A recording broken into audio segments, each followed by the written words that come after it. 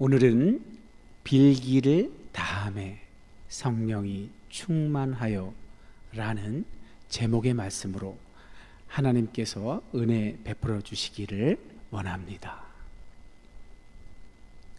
한 주간도 평안하셨습니까?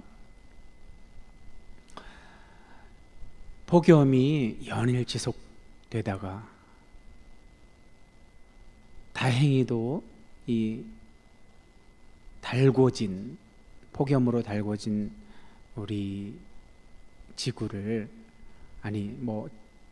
거창하게 지구라 하지 말고 우리 대한민국을 하나님께서 긍휼히 여기셔서 또 식혀주시려고 비를 허락하셨건만, 다만 또 그 비도 너무 과하면 이렇게 재해가 됩니다. 안타깝게도 우리 주변에서 재해로 인해서 고통받는 이웃들이 있습니다. 그들을 위하여 우리가 기도만 하지 말고 손을 폈으면 좋겠습니다. 일찍이 하나님께서는 이스라엘 공동체를, 이스라엘 백성을 택하셔서 하나님의 택하신 백성 공동체를 이루시고 그들이 행복하게 하나님 뜻을 이루며 살 수 있도록 토라를 허락하셨습니다. 그 토라 가운데 신명기에 보면 하나님께서 하나님 하라는 대로만 하면 그 공동체에게 가난한 자가 끊이지 않을 거라고 그렇게 말씀하시고선 또 다시 부연하시기를 이 땅에 가난한 자가 끊이지 않을 거라고 또 말씀을 하십니다. 그 말씀 뜻은 무엇일까요? 하나님 말씀에 순종하지 않는 자도 있을 거라는 그 말씀이겠죠. 그랬을 때 혹여나 그런 순종하지 않아서 가난하게 된 자를 업신여기지 말고 그들도 내 공동체 안에 있는 지체로 생각하여서 불쌍히 여겨서 도우라고 말씀하십니다. 토라를 허락하신 이유는 그렇게 서로 사랑하며 살라고 주신 건데, 이스라엘 백성이 그만 꾀를 내어서 자기들에게 유리한 방식으로 그것을 다시 정비하고 또 그것을 이용하여서 이익을 취하는 소수의 기득권 집단이 다수에게 어떤 횡포를 부리는 안타까운 일들이 이스라엘 역사에서 발생하였죠. 자, 하나님의 계산은 우리가 공동체가 공동의 선을 이루며 행복하게 사는 것입니다. 근데 그 행복이 목표가 아니라 하나님이 원하시는 삶이 사실은 목표죠. 그 삶을 살아내는데 행복을 느끼는 감정은 오히려 도구가 되는 거죠. 도구.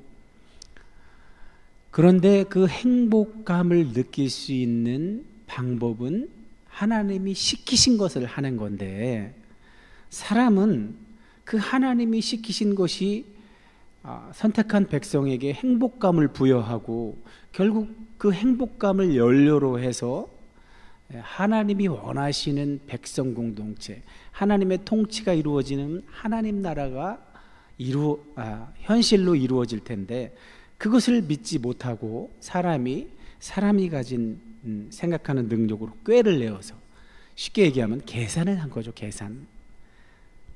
계산을 해서 다른 방법을 사용하였죠.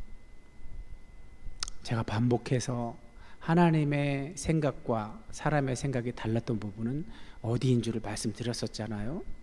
하나님이 원하시는 하나님 뜻에 맞는 공동체는 오래 걸리고 어렵고 그렇게 생색이 나지 않는 그런 방법들이었는데, 사람은 그걸 견딜 수가 없죠. 그래서 보다 빠르고 보다 쉽고 보다 드러나고 생색나는 방법으로 바꾸었죠.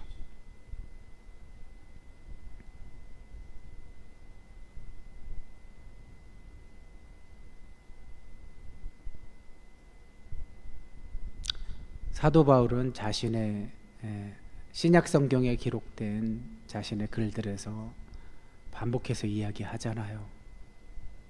율법을 나쁘다고 말하지 않았어요. 하나님이 주신 그것을 전부 지키면 진짜 하나님이 원하시는 뜻이 이루어지죠. 그러나 이스라엘은 그걸 전부 지키지 않고 오래 안 걸리고 안 어렵고 생생나는 걸로 다 바꿔버렸잖아요. 음식 규정, 안식일, 할례 이런 것들이죠. 근데 예수님이 오셔서 비로소 그런 짐들을 다 걷어주셨죠. 그 오래 안 걸리고 덜 어렵고 생색 나는 것뿐만 아니라 실제로 그보다 더 많은 범위의 율법을 지키려 애썼던 이스라엘 백성들에게 무거운 짐을 예수님이 오셔서 해결해 주셨잖아요. 그게 십자가, 성령. 바울은 그런 뜻으로 이야기하는데, 성령으로 시작하였다가 율법으로 망하겠느냐, 이런 뜻도 뭐예요? 유대인들이 자꾸만 유대인 출신 그리스도인들이 이방인 출신 그리스도인들에게 너희도 율법을 지켜야 구원받아, 이런 식으로 십자가 복음을 왜곡시키자 강한 어조로 사도 바울이 갈라디아 교회 같은데 그렇게 이야기하고 있는 거죠. 자, 어찌되었든 이 말씀으로 시작하는 이유는 오늘 우리가 읽은 하나님께서 우리에게 주신 하나님의 말씀 본문은 사람의 계산대로, 사람의 생각대로 하는 것이 아니라 하나님의 말씀에 근거해서 하나님이 하라는 대로 할 때 하나님이 원하시는, 그러니까 예수님을 통해서 우리가 했으면 하는 바들, 그러니까 오늘날의 교회도 구약의 이스라엘처럼 제사장 역할, 거룩한 백성의 역할을 하라고 부름받은 자들인데 그 역할을 제대로 하지 못했던 이유가 뭐예요? 구약의 이스라엘도 오늘날의 교회도 사람의 꾀를 낸 거죠. 사람의 생각대로, 사람의 계산대로 방법론을 바꾼 거죠. 왜? 하나님이 시키신 그 방법은 아까 말씀드렸다시피 오래 걸리고 어렵고 생색도 잘 안 나니까.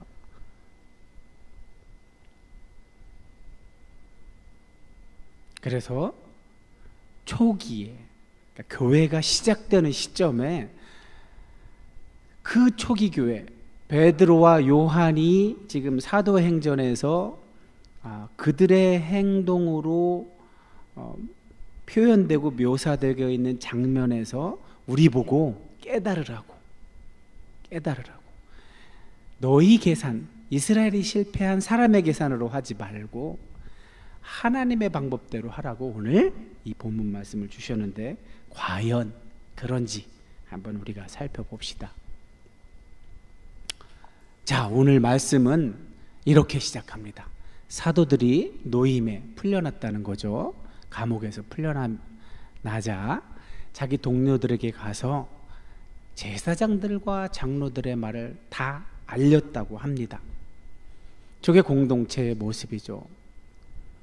베드로와 요한이 그 공동체에서 지도자 역할을 했다고 해서 무조건 명령하는 식으로 어떤 계급적인 모습을 드러내는 것이 아니라 그냥 공동체 안에서 수평적 관계로 지금 행동하고 있잖아요. 또 동료들을 그렇게 대우하고 있죠. 자, 저기서 말하는 동료는 초기 교회 때 형성된 공동체를 이야기하겠죠.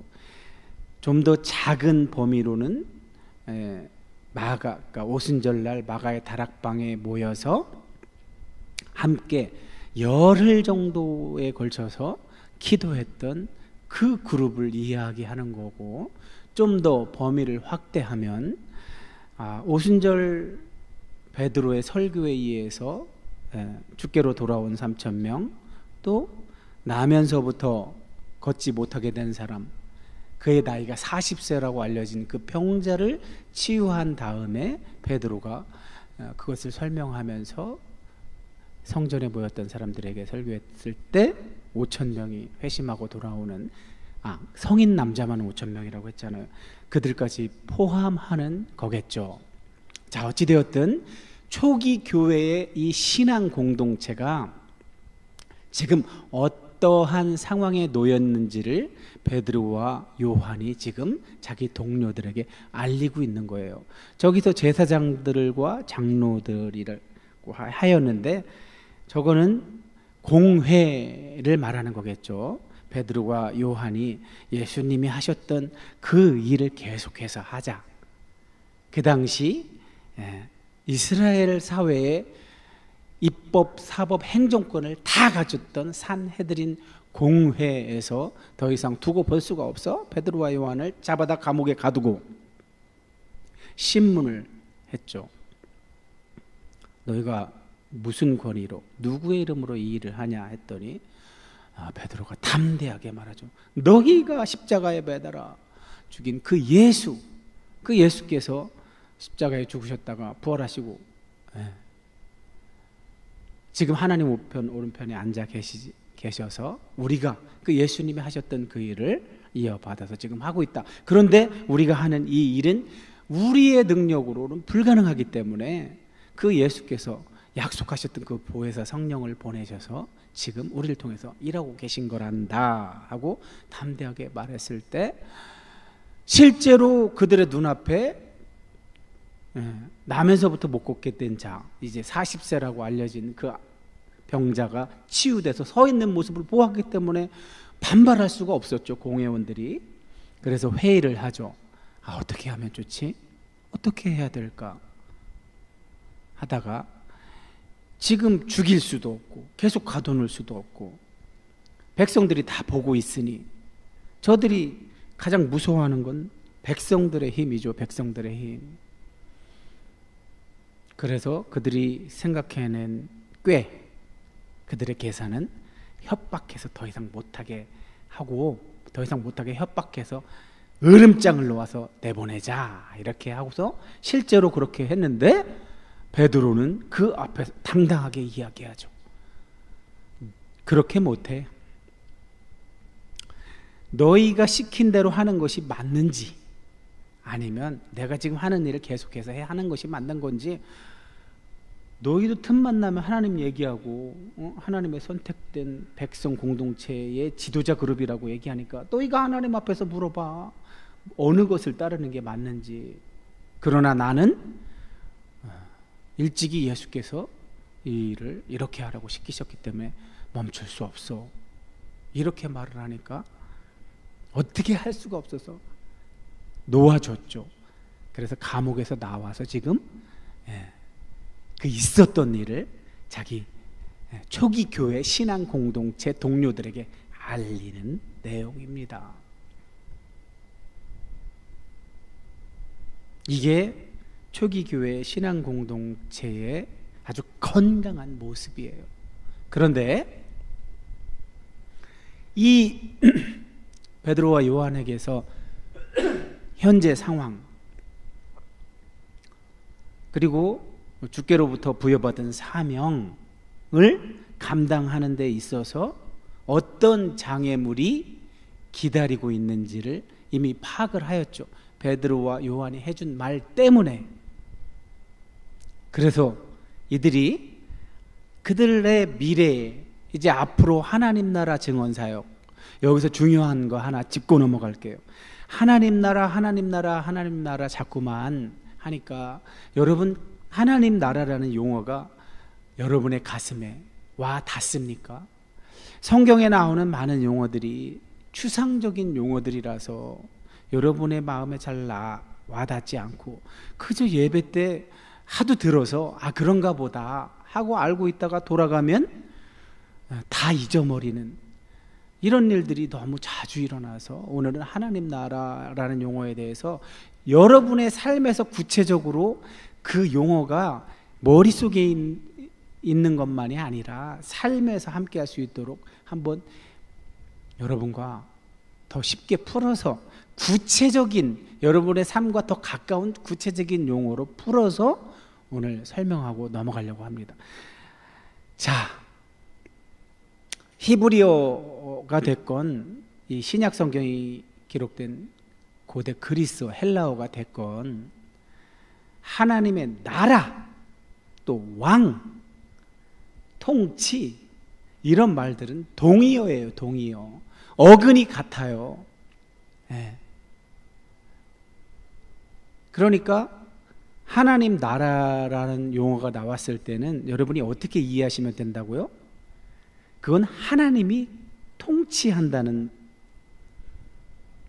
의미예요. 하나님이 지금 통치한다, 다스린다, 그 말이에요. 근데 왕으로서 다스린다는 말이죠. 왕으로서. 당연히 우리가 알고 있는 왕에 대한 개념도 그 나라를 다스리는 분이 왕이잖아요. 그러니까 하나님 나라라는 것은 하나님이 왕으로서 다스리는 나라를 말하는 거예요. 사실 제가 반복해서 말씀드리지만 모세오경, 창출 레민신, 그걸 유대인들은 모세오경이라고도 하고 사실 그들의 언어로는 토라라고 해요. 토라라는 말의 어원은 야라, 가르치다라는 거에서 온 건데, 가르침이란 뜻이죠. 가르침. 이 토라라는 것은 본래 그 안에 하나님의 통치를 받기 위해서 필요한 규례와 이야기가 적절하게 어우러져서 결국 토라가 지향하는, 토라의 목적은 하나님의 다스림, 하나님이 시키는 걸 하기 위해 존재하는 건데, 이 토라를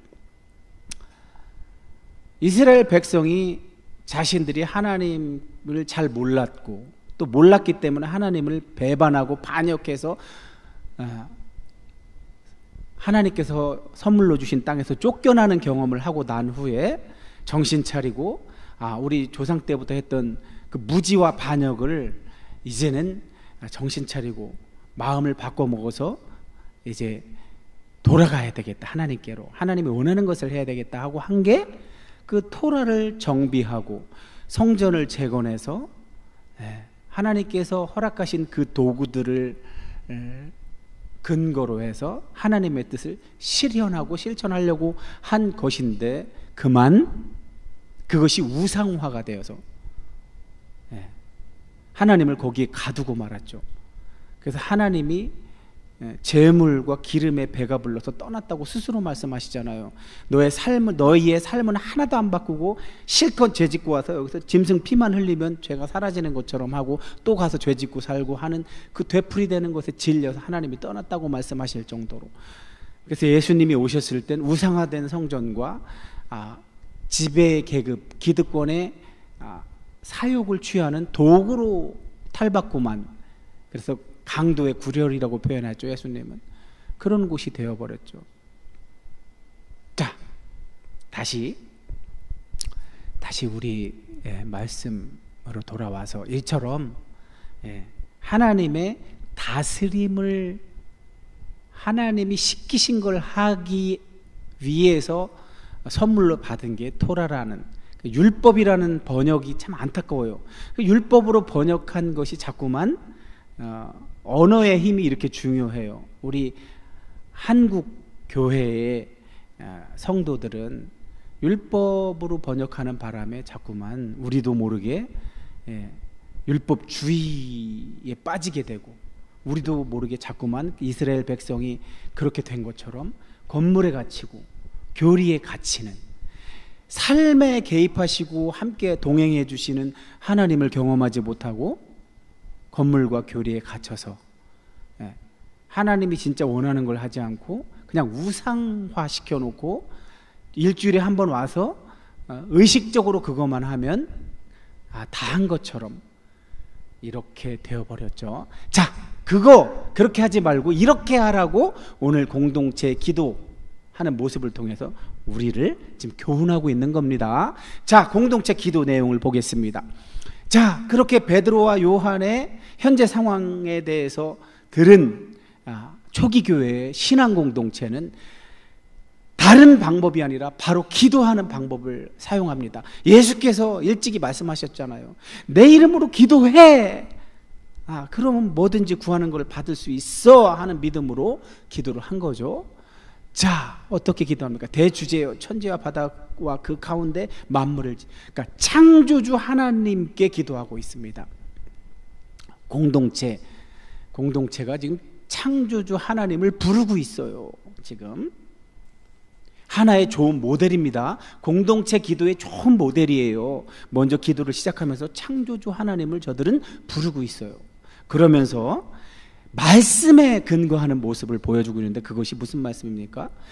주의 종 우리 조상 다윗의 입을 통하여, 벌써 다윗이 등장한다는 얘기는, 다윗 하면 뭐가 저들 예수님 당시에 이스라엘 백성에게 다윗 하면 항상 연결되는 게 있었죠.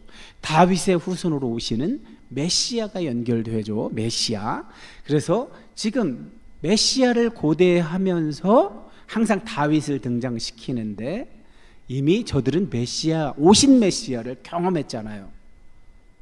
그래서 저렇게 표현하고 있는 겁니다. 조상 다윗의 입을 통하여 성령께서 말씀하셨잖아요 하고 어떤 말씀을 근거로 지금 등장시키고 있어요. 근데 그 말씀을 등장시킨 말씀이 어느 말씀이에요? 시편 2편 1절과 2절이에요. 거의 직접 인용하는 수준으로 가져왔어요. 어찌하여 열방이 분노하며 족속들이 허사를 경영하였는고. 온 나라들이 자기들의 꾀를 가지고 운영했다는 그 얘기죠. 세상의 군왕들이, 세상의 권력을 가진 자들이 나서며 그의 관리들이 함께 모여서 메시아로 오신 예수님을 대적했다고 지금 이야기한 건데, 저게 언제적, 벌써 시편에 예언되어 있었다는 거죠. 시편 1편, 2편은 사실 150편의 서론의 역할을 하는 거예요. 근데 2편 같은 경우는 오실 메시아를 내다보고 있는 거죠. 이미 봐봐요. 저렇게 이미 예수님 오시기 전에 이미 말씀을 통해서 예언되어 있었던 거예요. 세상의 군왕들, 관리들이 하나님께서 보내신 그 메시아를 대적할 거라고.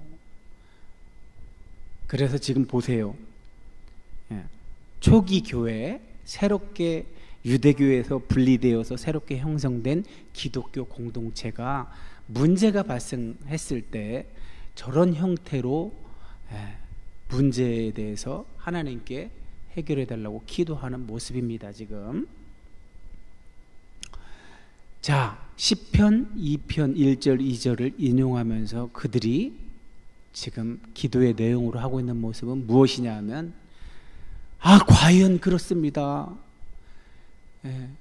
하나님의 종 저 다윗의 입을 통하여서 성령께서 이미 예언한 대로 헤롯, 그 당시에 이스라엘 땅을 통치하던 로마의 허락을 받아서 로마에서 파송한 총독과 함께 통치하던 사람이죠.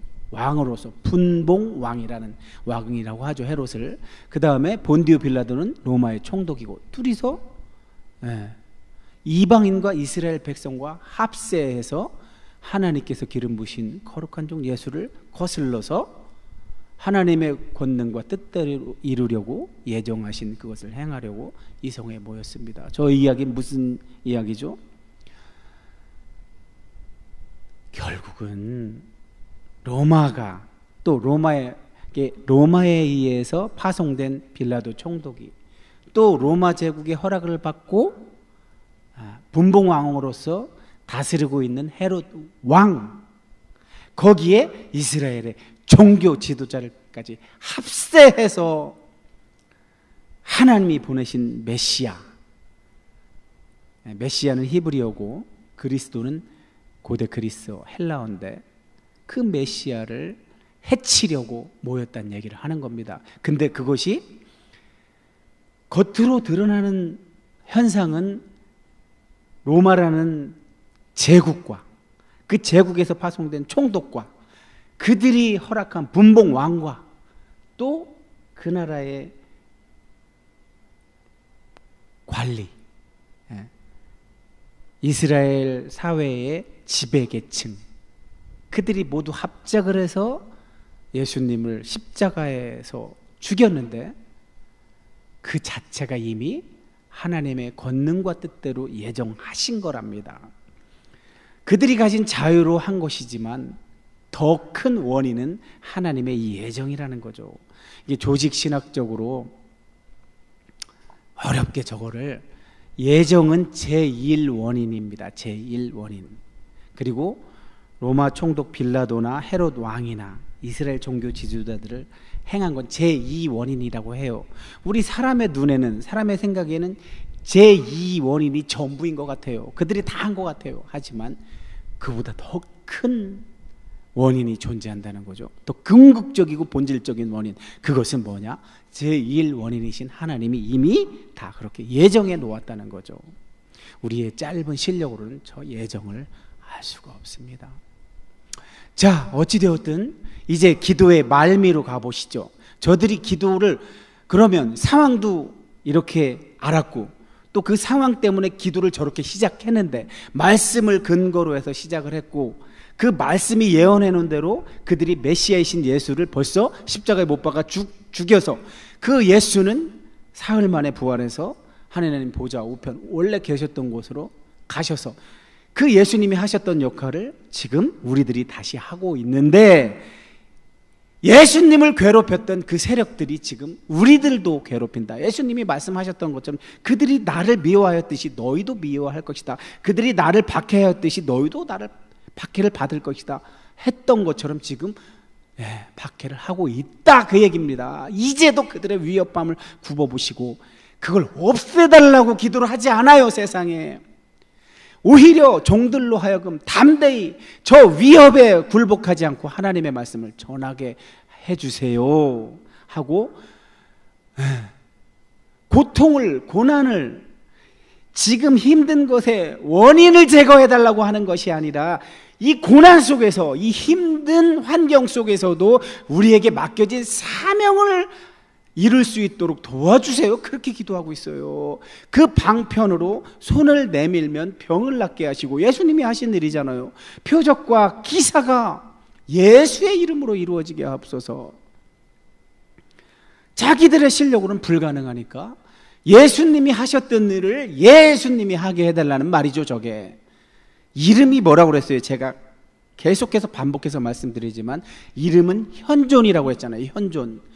예수라는 이름, 여호와께서 구원하신다 라는 이름에 맞게 예수님이 오셨고, 지금 그 육신을 입으셨던 예수님은 3일 만, 십자가에 죽으셨다 3일 만에 부활하셔서 승천하셔서 하나님 보좌 우편에 계시지만, 아버지와 아들의 영으로 보혜사 성령이 지금 예수의 이름으로 와 계시다는 그런 의미죠. 지금 성령께서 오셔서 성령의 능력으로 저희를 이루게 해달라는 거죠. 진짜 어디 하나 흠 잡을 때, 시비 걸 데가 없게 완벽하게 기도를 하고 있죠. 지금 그렇게 기도를 마치자 모인 곳이 진동하더니 무리가 다 성령이 충만하여 담대히 하나님의 말씀을 전했다고 합니다. 여러분 어떻습니까?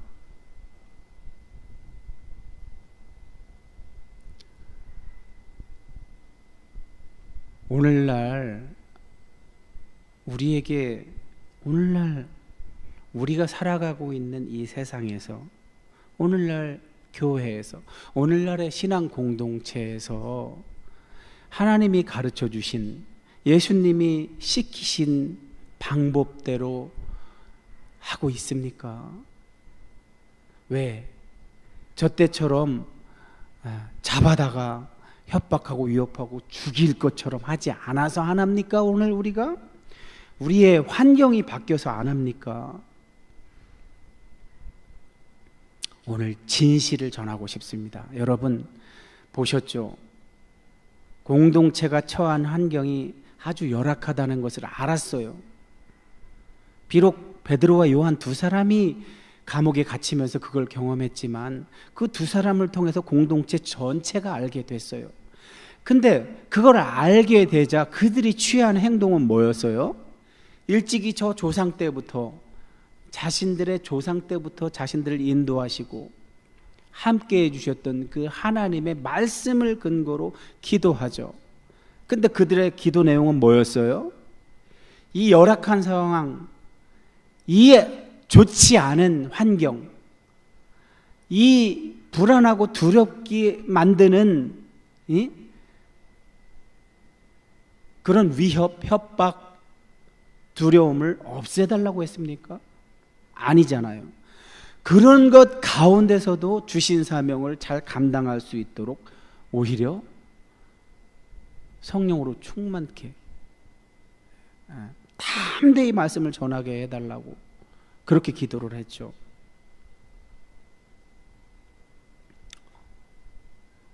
한국교회도 한때 성령이 충만해서 정말 오늘 본문과 유사한 현장들이 제법 있었죠.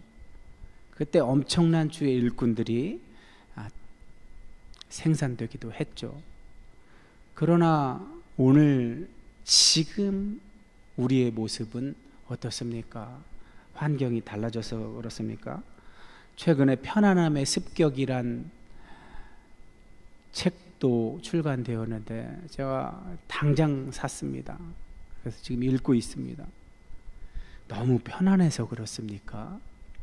오늘 왜 이렇게 무기력해졌습니까? 우리가 한참 성령 충만한 그 시절에도 사도 바울과 같은 그런 사명을 감당하겠노라 나서는 이도 있었지만 그를 존경은 하지만 선뜻 지원은 못하는, 자원은 못하는 사람들도 많았어요.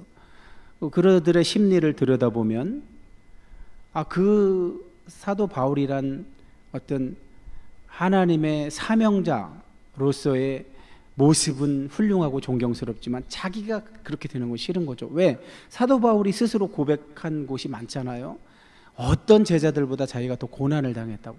고난당하기 싫은 거죠. 근데 오늘 보십시오. 고난을 없애달라고 기도하지 않잖아요. 고난 가운데에서도 사명을 잘 감당하게 해달라고 기도하지.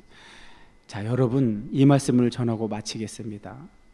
저와 여러분이 그렇게 두려워하고 걱정하고 불안하고 근심하지 않는 그런 이유는 우리의 삶이 너무 편안해져서 첨단 과학기술 문명이 제공하는 그런 편안함, 안락함 때문에 지금 영적으로 다 잠들어 계시죠.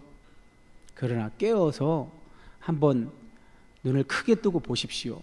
사탄이 지금 낮잠 자고 있고 뒷짐 짓고 있습니다. 할 일이 없으니까. 그런데 여러분이 마음을 고쳐먹고 저 초기교회 신앙 공동체처럼 이제 그렇게 나도 해볼 거야. 나도 하나님이 정말 시키신 방법대로 실천해 볼 거야. 하셔도, 그렇게 마음먹고 실제로 그렇게 사셔도 두려워하지 마실 근거를 제가 말씀드릴게요. 아까 제가 행복을 느끼는 감정은 목표가 아니라고 그랬잖아요. 아리스토텔레스는 인간의 삶의 목적을 행복에 두는데 그것이 아니라 실제로 행복 전문가이신 서은국 교수님도 말씀하신 적이 있지만 인간의 생존을 위한 도구래요. 행복감은 그것이 목표가 아니라 생존을 위한 도구라는 거예요. 그렇게 따지면 우리 신앙공동체 하나님께 사명을 부여받은 신앙공동체의 사명의 목적은 뭐예요? 이 땅에 하나님 나라, 이 땅에 임한 하나님 나라를 증언하는 게 우리 사명이고 목적이잖아요. 그렇다면 그 일을 이루는데 도구로 사용할 수 있도록 행복감, 행복을 느끼는 감정을 우리에게 주셨다는 거예요. 신앙인에게도. 그런데 그게 고난을 피하는 방법으로 주신 것이 아니라 고난 속에서 주셨다는 걸 여러분께 말씀드리고 싶은 거예요. 제가 누누이 말씀드리잖아요. 예수님의 제자들이나 사도 바울이나 2000년 교회사 동안 오고 오는 동안에 그들이 만약에 그런 행복감이 없이 자신들의 실제 그냥 자연인의 신체에서 느껴지는 감정, 지정의 이런 요소들을 가지고 감당했다면 그들은 다 암 걸려 죽었을 거라니까요.